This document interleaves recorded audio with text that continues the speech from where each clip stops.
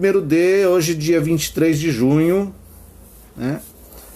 Tema da aula: filosofia, barbárie e esclarecimento.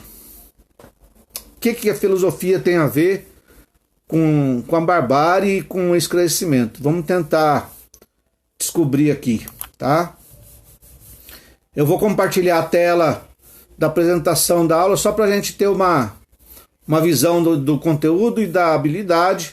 Não quero reproduzir a aula que foi ao ar no Centro de Mídias no dia 17, mas quero apenas apresentar aqui os conceitos que a gente precisa estudar, tá bom? Que a gente precisa debater. Apresentando tela.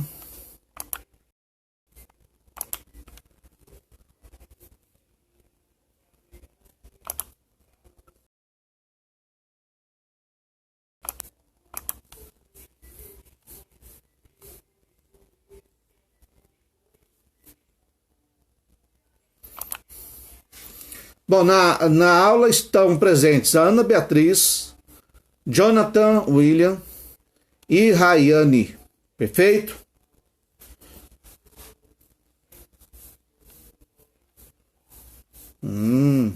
Ok.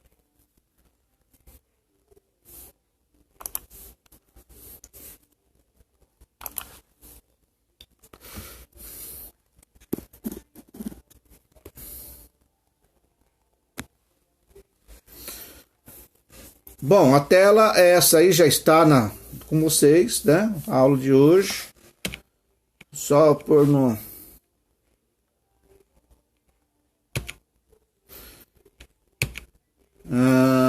Então, tema da aula é esclarecimento e barbárie, né?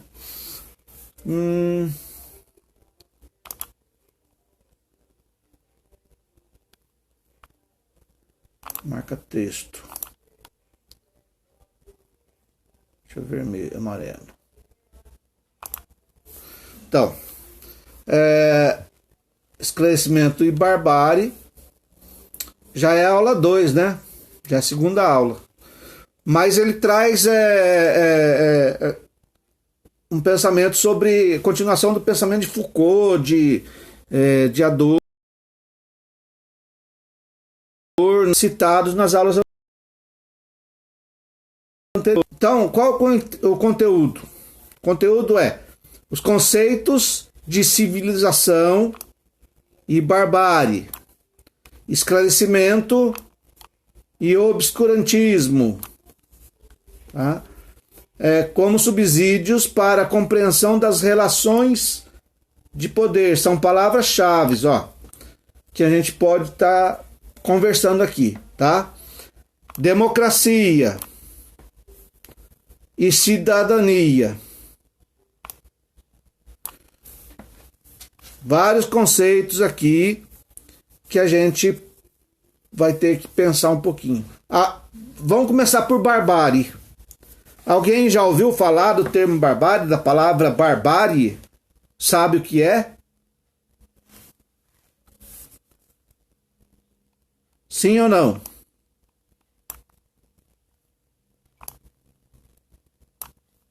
Jonathan está dizendo que não.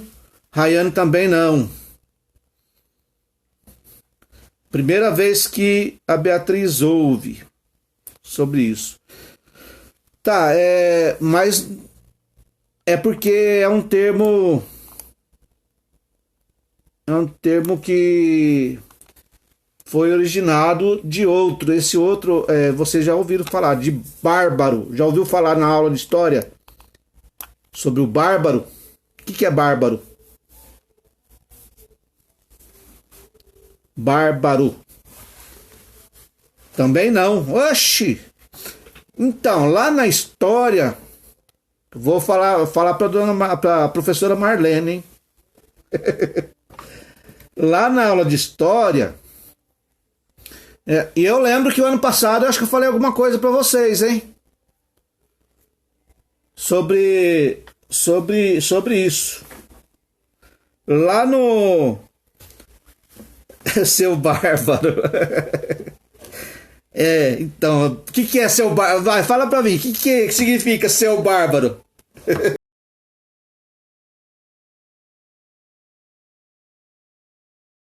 Já ouviu? Xingamento? É isso mesmo, tá certo. O bárbaro, gente, é aquelas pessoas que viviam fora do Império Romano. As pessoas, os bárbaros, né? Tinham o Império Romano, e aqueles que viviam fora do Império, que tentavam invadir o Império, saqueavam as cidades, matavam as pessoas, estupravam as mulheres, tal, né, no contexto da disputa pelo território, né, aquelas pessoas eram considerados bárbaros porque não tinham a cultura romana, greco-romana, né? Não tinha cultura greco-romana. Então eles desestabilizavam politicamente o império, né? Por outro lado, o império também, o Império Romano, eles também se expandiram, né? Então, quer dizer, também invadiram outras terras, foram se expandindo com meios bárbaros, com meios violentos, tá? Então aí já vou te dando uma ideia do que é a barbárie, né? Foram ampliando seu espaço, o Império Romano, mas o bárbaro, o lado ruim da história, ficou definido como aqueles que estavam fora do Império, que eram os bárbaros, né? Bárbaro porque não tinham cultura greco-romana, eu já falei, e porque não tinham ética nos combates, né? Nas guerras. Eles matavam segundo os romanos, matavam por matar, né? Mas no contexto da guerra, pergunto para vocês, no contexto de uma guerra, a gente não viveu, vocês acham, no contexto a ética, há o respeito num contexto de guerra? Não há. Por que, Jonathan, você acha que não há? Não há ética, não há respeito num contexto de guerra? Ajuda a gente aí.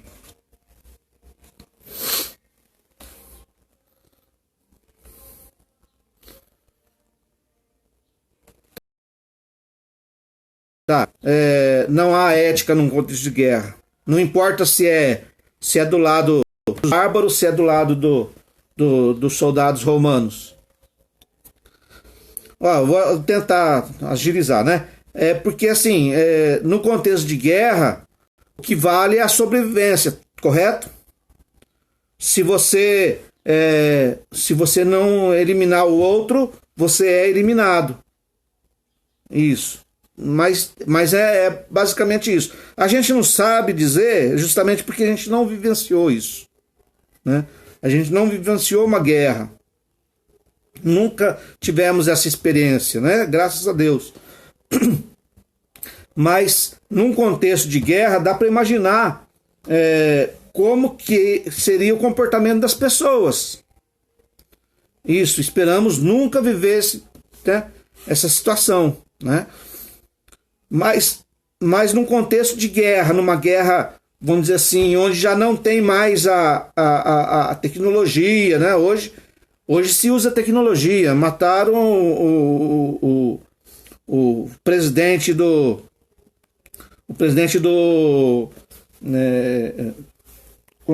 qual país? Não é do Kuwait, do Iraque, né? Ou presidente, ou primeiro-ministro, não sei. Ele estava ele estava num hotel, né? E o drone, foi enviado um drone, e o drone disparou uma bomba e atingiu ele ali, né? De tanto que a tecnologia é precisa, né? de tanto que a tecnologia é precisa, que hoje... Jonathan, beleza, obrigado. De tanto que a tecnologia precisa, que não há guerra assim, pelo menos em último recurso, né? A gente, por exemplo, tem a guerra teve a guerra do Vietnã, né? Teve a guerra lá no Afeganistão, né? Então, acho que era o primeiro-ministro, viu? Se não me engano, ele era poderoso lá, né? Mas atingiram ele assim, numa precisão enorme, porque tem a tecnologia, mas numa situação que não tem a tecnologia, já acabou toda a tecnologia, vai pro corpo a corpo. Imagina como que é uma guerra no corpo a corpo, né? Então não tem como você ter ética nessa situação. Isso é uma situação assim de extremidade, vamos falar assim, né? Mas, por exemplo, durante o regime nazista, né? Onde é o pós-guerra, né? E vem o governo, né, de Adolf Hitler alegar que para a Alemanha retomar o desenvolvimento, precisava eliminar todos os judeus, não só da Alemanha, do mundo todo. E então começa uma empreitada de aprisionar os judeus, levarem para os campos de concentração e lá ter a prática de eliminação. Essa prática que os filósofos Adorno, Horkheimer e Foucault e toda a escola de Frankfurt vai definir como barbárie, né? Barbárie, na realidade, é o contrário da civilização, é a anticivilização, né? É a desumanização do ser humano, tá? Isso que configura barbárie para esses filósofos, ok? Então, civilização se opõe à barbárie, né? Assim como o esclarecimento se opõe ao obscurantismo, tá? Obscurantismo a gente tá ouvindo bastante esses dias aí, né? Ainda mais aqui no contexto dessa CPI da Covid, vira e mexe, alguém acusa o outro de cometer obscurantismo. Tá? O que é o obscurantismo? É a falta do esclarecimento. Quando você, por exemplo, quer anular a ciência, você não busca o esclarecimento, não busca o conhecimento, você se aprofunda no obscurantismo. Toda vez que a sociedade se aprofunda no obscurantismo, o risco de retornar uma barbárie é muito grande, tá? Toda vez que você nega a ciência, nega o conhecimento, né? Nega o esclarecimento, você se aprofunda no obscurantismo. Do mesmo jeito, acontece. No obscurantismo a gente se aprofunda, mais fácil de se atingir uma situação de barbárie na sociedade. Pode ser guerra, pode, né? Pode ser, por exemplo, um golpe de Estado, um regime militar, pode, né? Onde o Estado toma a hegemonia, toma a supremacia, e esse Estado assume para si o direito de matar o outro indiscriminadamente, tá bom? Então, e aí assim, envolve relações de poder, né?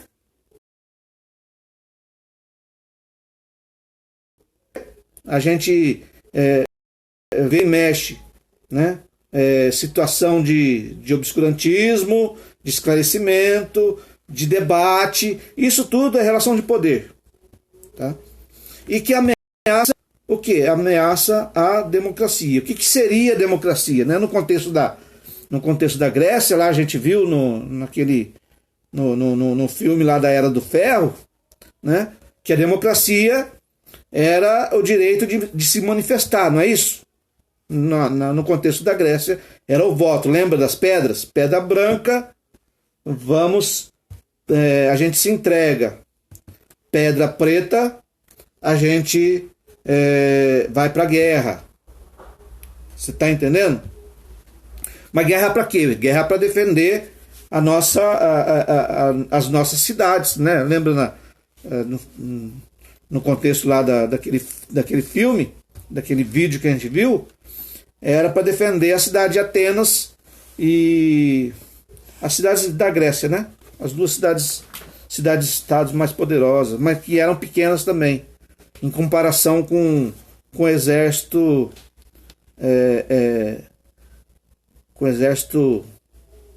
não é o sírio, eu não me lembro agora, mas enfim, a guerra, na realidade, naquele contexto era para defender, mas mesmo assim, quando chega na guerra não tem ética, né? Não tem nada que garanta a democracia, que garanta a sobrevivência das pessoas, né? Por exemplo, se fala muito que o regime nazista praticou barbárie contra o povo judeu. E é verdade, 20 milhões de judeus foram assassinados. Mas, por exemplo, há outras situações de barbárie. Por exemplo, a chegada dos portugueses, né, do europeu no continente americano, né? E isso não só no Brasil, no Brasil e nos países, né? Mas em toda a América, inclusive na América do Norte. Você pensou nisso também, Ana? Né? Os europeus eliminaram toda a cultura indígena, né? Toda a cultura indígena foi eliminada. Isso não configura uma barbárie? Né? O que vocês acham? Eu acho que configura uma barbárie, né? Você eliminar a cultura, eliminar as pessoas, né? Matar. Mas e essas coisas a gente precisa buscar conhecer, por isso que serve a dialética do esclarecimento. O esclarecimento é uma dialética, né? Quer dizer, você é algo científico, está no contexto da ciência. Dialética é você duvidar das coisas, a dúvida metódica que Descartes fala, né? Duvidar daquilo que se fala, que se diz, daquilo que se pensa, e você buscar o conhecimento, e a partir do debate, né, entre as ideias, né, conhecimento antigo, conhecimento novo, debatendo, vai dar um outro conhecimento, vai gerar um outro conhecimento. Assim é a ciência, né? Então a ciência vai servir para quê? Para a gente evitar que barbáries aconteçam, né? Para que a gente seja de fato civilizado, né? Humanizado, tá? Para isso que serve, ou que deveria servir a escola, né? A escola deveria servir para isso, né? Para humanizar as pessoas, né? O que vocês acham?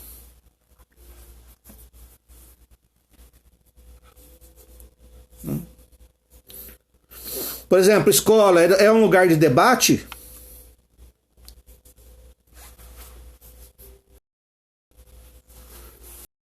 Busca conhecimento?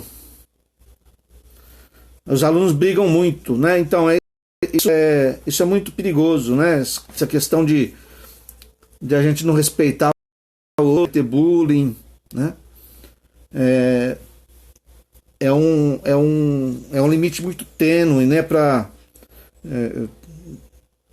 Para que se chegue numa situação de barbárie, né?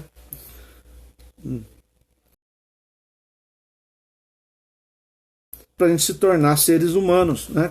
Toda vez que a gente se humaniza, a gente se afasta da origem da nossa, vamos dizer assim, do nosso, da nossa natureza animal, né? Porque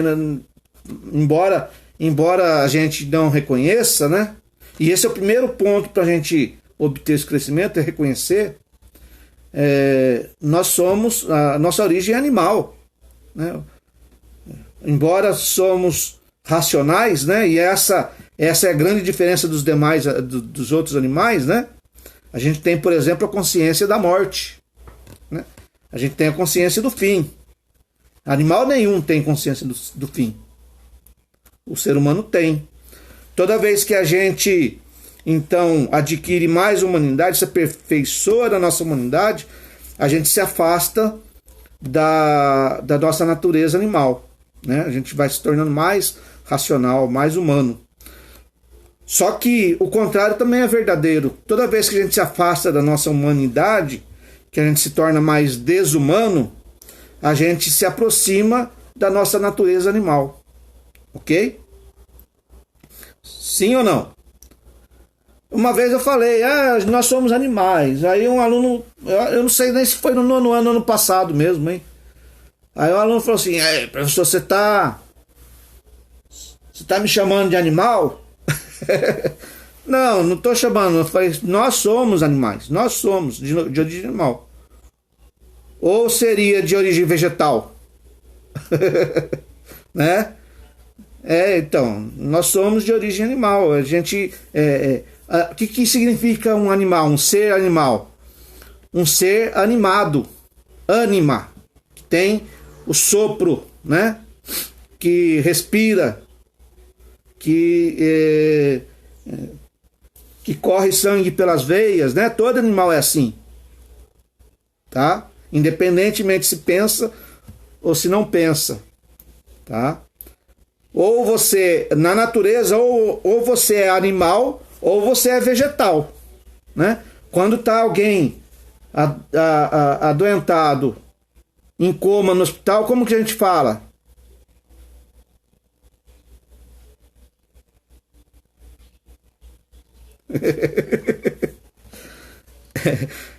Aí, Ana, legal, boa reflexão. Mas como que a gente fala quando uma pessoa está doente, em coma no hospital? Ele está em estado... Vamos, me ajuda? Vegetativo, isso mesmo. Quando tá lá, a pessoa está em coma já faz 1 ano, 2 anos, tal. Ele está em estado vegetativo, né? Se desligar o aparelho, morre, né? Então, por quê? Porque precisa do aparelho para se manter respirando. Ele não consegue respirar por si só. Um vegetal é assim, né? O vegetal não tem pulmão. O vegetal não tem pulmão, né? O pulmão é só o ser humano e os de origem animal, né? E peixe também não tem, né? Peixe também não tem, a não ser baleia, alguns que se adaptaram à vida no mar, mas mantiveram pulmão. Isso, quando ela está sedada, né? Está em estado vegetativo. Geralmente, dependendo e precisou ser entubada, está em coma, ela está em estado vegetativo, né? Pode retornar? Pode, né? Pode se curar, pode. O corpo humano ele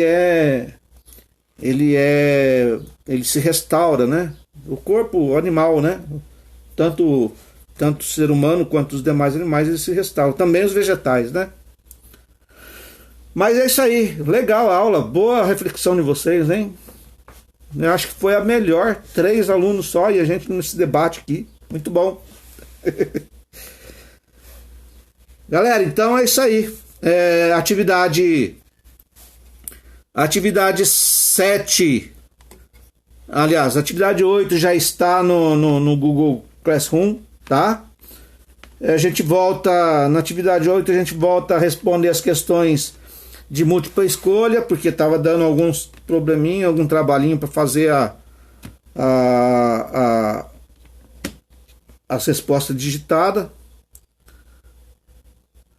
Obrigado, Ana. Obrigado, Rayane. Obrigado, Jonathan. Só tá faltando o restante da turma. Não sei, parece que a turma tá boicotando minha aula desde o ano passado, viu? Nono ano sumiu, hein, Jonathan? Nono ano sumiu. Mas tá. Não tem importância não. Beleza, é bom estar com vocês, viu? Muito, muito legal. Semana que vem a gente tá de volta, tá? Então façam as atividades, não deixa de fazer também. Jonathan, não tô vendo suas atividades, viu? Faça elas mesmo atrasadas, estão todas abertas ainda. Dá pra tirar bastante notinha ainda. Valeu, galera. Um abraço pra vocês. Até mais.